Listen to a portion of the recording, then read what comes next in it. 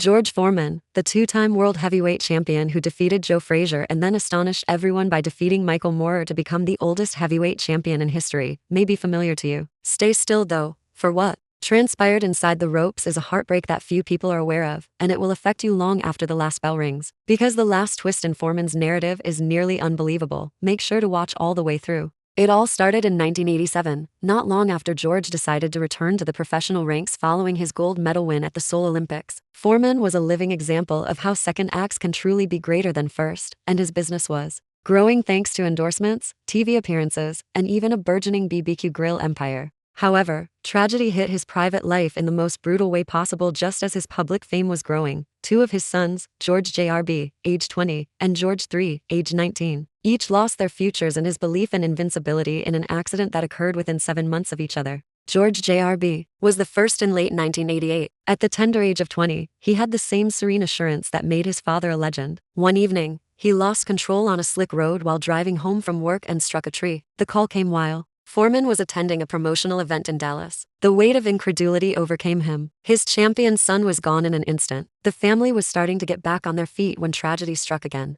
George III, who was only 19 at the time, went for a joyride on a Texas highway in the middle of 1989. He also skidded off the road on a rainy curve, which could have been caused by his grief or irresponsibility as a teenager. George JRB's casket had just been closed by the funeral home when George was forced to bury his younger son. That year, according to George Foreman, was spent walking through a haze of pain. He has stated in interviews that it felt like a curse I could never outrun to look at his other children, Jeffrey, Lela, and Frida. Once his haven, the boxing gym turned into a frightening place filled with what-if regrets. He attempted to numb the pain with fighting, training, and even food. The label of the notorious Foreman grill reads lean mean fat reducing grilling machine, but George said that he buried his grief in food. The way this tragedy changed George's beliefs, however, is what makes it even more devastating. He notably discovered religion in the middle of the 1990s and became Reverend George Foreman, preaching about redemption and forgiveness. I had to forgive myself for failing my boys, he has stated in sermons. It was difficult to forgive him, since every blow he delivered in the ring mirrored the blows life dealt him during those difficult months.